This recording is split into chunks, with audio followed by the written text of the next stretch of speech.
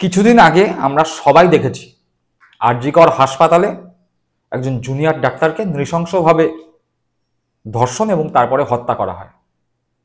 এই ঘটনার প্রতিবাদে গোটা বাংলা উত্তাল হয়েছে। ডাক্তার থেকে শুরু করে সমাজের বিশিষ্ট জনেরা, সাধারণ মানুষ থেকে শুরু করে খেলোয়াড়রা, রাজনীতিবিদ থেকে শুরু করে ছাত্রছাত্রীরা সবাই এই ঘটনার প্রতিবাদ করে রাস্তায় নেমেছে গৃহবধূরা, ঘরের মেয়েরাও, যারা কোনোদিনও কোনো আন্দোলন, কোনো মিছিল মিটিংয়ে যাননি, তারাও 14ই আগস্টের রাত দখলে নেমেছিলেন। উদ্দেশ্য একটাই ছিল, তিলোত্তমা বা অভয়া তার বিচার চাই। তার সঙ্গে যে নারকীয় পাশবিক ঘটনা ঘটে গিয়েছে, সেই ঘটনার সঙ্গে যারা জড়িত তাদের শাস্তি চাই, তাদের ফাঁসি চাই। এই ঘটনায় গিয়ে আমরা কি দেখলাম? আমরা দেখলাম সাধারণ মানুষরা এই ঘটনার প্রতিবাদ করলো। রাজ্যের মুখ্যমন্ত্রী, তৃণমূল কংগ্রেস সুপ্রিমো মমতা বন্দ্যোপাধ্যায় বিবৃতি দিয়ে জানালেন যে যারা এর সঙ্গে দোষী আছে তাদের গ্রেপ্তার করা হবে এবং আমি চাই যে বা যারা এর সঙ্গে জড়িত তাদের ফাঁসি হোক। কলকাতা পুলিশকে দায়িত্ব দিলেন। কলকাতা পুলিশ একদিনের মধ্যে যিনি এই ঘটনা ঘটিয়েছেন সেই সিভিক পুলিশ সঞ্জয় রায়কে গ্রেপ্তার করলো। কিন্তু এই ঘটনা থেকে রাজনৈতিক ফায়দা লুটতে হবে এবং সেই ফায়দা লোটার জন্য শবদেহের ওপর রাজনীতি শুরু করলো বিজেপি এবং সিপিএম। তারা কিছুতেই মেনে নিতে পারলো না কলকাতা পুলিশ একদিনের মধ্যে সাফল্যের সঙ্গে দোষীকে গ্রেপ্তার করলো। তাহলে পশ্চিমবঙ্গ সরকারের সুনাম হবে, মমতা বন্দ্যোপাধ্যায়ের প্রশাসনের সুনাম হবে, এটি কিভাবে মেনে নেওয়া যায়? সুতরাং তারা দাগিয়ে দিল সঞ্জয় রায় আসল দোষী নন, এর পিছনে রয়েছে বড় মাথা। তাই জুনিয়র ডাক্তারদের খেপিয়ে তোলা হলো, তার সঙ্গে যোগ হলো মাওবাদীদের যোগসূত্র।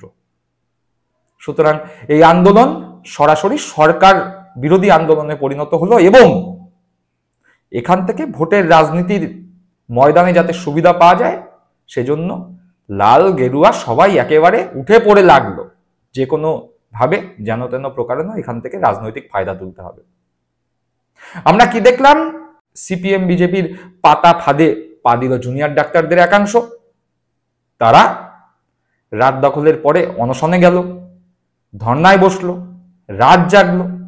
রাত যখন জাগলো তখন কি দেখলাম?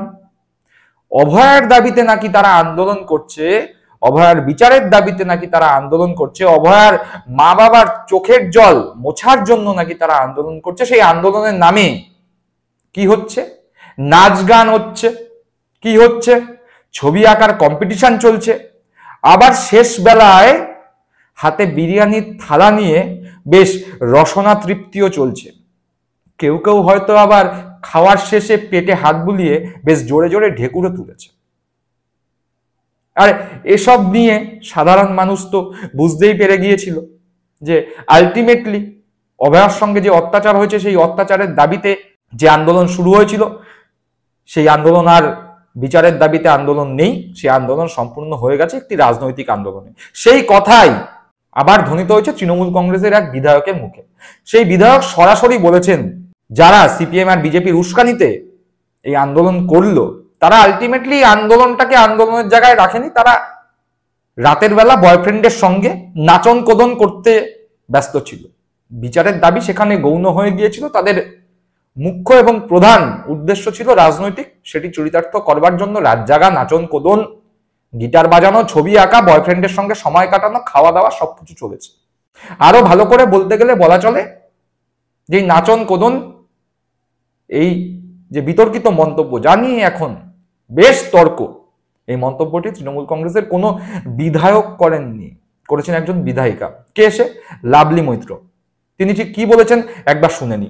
এই যে বয়ফ্রেন্ড গার্লফ্রেন্ড বলছে, ঠিকই তো, সারা রাত একসাথে থাকা যাবে, গান বাজনা হবে, কিছু নেশাভান হবে, বিরিয়ানি খাওয়া হবে, ভালোই তো। সারা রাতটা যদি এভাবে কাটে, এই তিলোত্তমা তো উল্লেখ্য মাত্র। সে রাত দখলে কি হচ্ছে? গান বাজনা হচ্ছে, পথে ছবি আঁকছে, গিটার বেজে গান করছে, নাটক করছে, রাস্তায় নাচ করছে, মানে নাচন কোদন, গিটার, গান সবকিছু চলছে। তাদের লক্ষ্য কি? তিলোত্তমার নাকি বিচার চাই। এই তিলোত্তমা তো উল্লেখ্য মাত্র। কত বড় মূর্খ!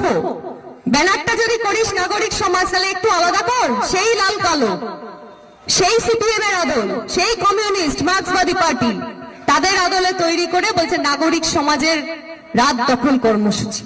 সে ডাক দখলে কি হচ্ছে? গান বাজনা হচ্ছে, মানে নাচন কোদন গিটার গান সবকিছু চলছে।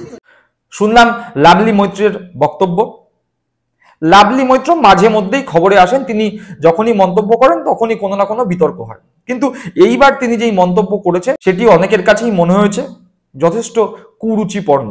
তার কারণ তিনি নাচন কোদন শব্দটি বলেছেন। তিনি বলেছেন রাতের বেলা নাকি বয়ফ্রেন্ডদের সঙ্গে বসে আন্দোলনের নামে আড্ডা মারছিল জুনিয়র ডাক্তারদের একাংশ। আচ্ছা, লাভলি মৈত্রর নাচন কোদন শব্দটা নয় কুরুচিপূর্ণ, কিন্তু ওই আন্দোলনের নামে পুলিশের দুই গালে জুতো মারো তালে তালে যারা বলেছিলেন সেটি কি খুব সুরুচিপূর্ণ, খুব সুরুচির উদাহরণ? আবার যখন হাতে ডাফলি নিয়ে যেখানে ধর্ণা চলছিল সেই ধর্ণা মঞ্চের সামনে যখন উদ্দাম নৃত্য জুনিয়র ডাক্তারদের, সেটিও কি খুব রুচিকর ছিল? জুনিয়র ডাক্তাররা তো বলছিলেন তারা তাদের এক দিদি এক বোনকে হারিয়েছে, তারা তাদের সহকর্মীকে হারিয়েছে, সহকর্মীর মৃত্যুতে তারা ব্যথিত, সহকর্মীর মা বাবার চোখের জল তারা দেখতে পাচ্ছেন না, তারা শোকান্বিত। তা সেই শোক থেকেই কি সেই উদ্দাম নৃত্য হচ্ছিল, যে নৃত্য আমরা দুর্গাপূজা বা কালী পূজার বিসর্জনে দেখতে পাই? একবার দেখি সেই নাচের দৃশ্য।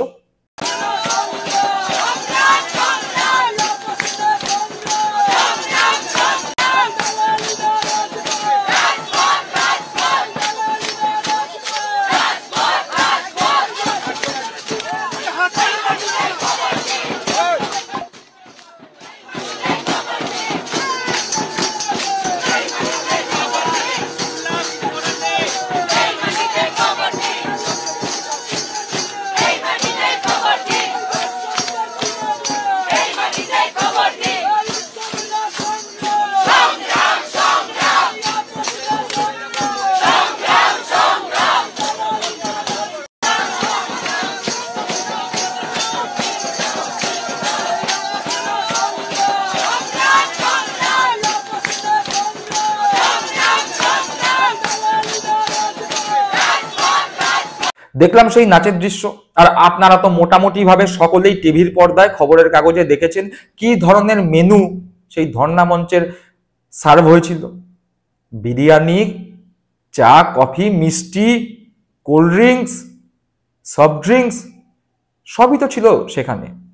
তাহলে লাভলি মৈত্র যে মন্তব্যটি করেছেন, যেটি আপনারা শুনলেন, যেখানে লাভলি মৈত্র দাবি করছেন যে বিচারের দাবি তো অনেক গৌণ, সেখানে প্রধান কাজ হয়ে উঠেছিল নাচ গান করা, ছবি আঁকা, গিটার বাজানো, বয়ফ্রেন্ডের সঙ্গে রাতে টাইম কাটানো, এটি ছিল প্রধান কাজ। তিনি কি খুব ভুল দাবি করেছেন? লাভলি মৈত্রর কথাগুলো সিপিএম বিজেপির শুনতে খারাপ লাগলেও সেই কথাগুলোই ঠিক, জনগণ সেটি মনে করেছে। তার প্রমাণ তো জনগণই দিচ্ছে। তার কারণ যেই জনগণ বিচারের দাবিতে রাস্তায় নেমেছিল 14ই আগস্টের রাতে, সেই জনগণ এখন ডাক্তারদের এই আন্দোলন থেকে মুখ ফিরিয়েছে। দেখতে পান এই ডাক্তারদের এখন আন্দোলন করতে রাস্তাঘাটে এদিক ওদিক সেদিক দেখা যায়। আর যদিও বা কোনো না কোনো জায়গায় দেখা যায়, সেখানে দেখা যায় 5 জন 7 জন 8 জন, খুব বেশি 20 জন। লোক আর হচ্ছে না। লোক হবে বা কি করে? তার কারণ মানুষ তো এদের মুখোশ চিনতে পেরে গেছে। আর সব থেকে বড় কথা, এই আন্দোলনকে সামনে রেখে কোটি কোটি টাকা যে উঠলো, সেই টাকার ভাগ বাটোয়ারাটাও করতে হবে। সেখানেও তো সময় যাচ্ছে। আন্দোলন কি করে হবে? তাদের মূল উদ্দেশ্য ছিল ভোট ময়দানে কিভাবে সিপিএম আর বিজেপিকে সহায়তা করা যায়। তারা ভেবেছিল 6টি বিধানসভায় উপনির্বাচন, সেখানে হয়তো তৃণমূল কংগ্রেস এই আন্দোলনের ফলে মুখ থুবড়ে পড়বে। বিধানসভা উপনির্বাচনের ফল প্রকাশ্যে 6টিতে তৃণমূল কংগ্রেস জিতেছে। শুধু যেতেই নি, গত বিধানসভায় যা মার্জিনে জিতেছিল তার থেকে অনেক বেশি মার্জিনে জিতেছে। এমনকি উত্তরবঙ্গের একটি আসনে তৃণমূল কংগ্রেস এই প্রথমবারের জন্য জিতল। সুতরাং যেই রাজনৈতিক ধান্দা নিয়ে জুনিয়র ডাক্তারদের একাংশ সিপিএম বিজেপির উস্কানিতে এই আন্দোলনে নেমেছিলেন, যেই আন্দোলনকে অরাজনৈতিক বলে সম্পূর্ণভাবে রাজনীতি করছিলেন, সেই আন্দোলন দেখা গেল দিনের শেষে ব্যর্থ হয়েছে। তাদের রাজনৈতিক ইচ্ছা পূরণ হয়নি, তাদের রাজনৈতিক স্বার্থ চরিতার্থ হয়নি। তাই আন্দোলন এখন ধামাচাপা পড়ে গেছে। আর লাভলি মৈত্রর কথা যা তিনি বলেছেন, আমার মনে হয় অধিকাংশ মানুষ লাভলি মৈত্রর এই বক্তব্যের সঙ্গে সহমত হবেন। দর্শক বন্ধুরা, আপনারা কি লাভলি মৈত্রর এই বক্তব্যের সঙ্গে সহমত? আপনারা আপনাদের মূল্যবান মতামত কমেন্ট বক্সে জানাবেন। ভালো থাকবেন, সুস্থ থাকবেন। জয় হিন্দ, বন্দে মাতরম।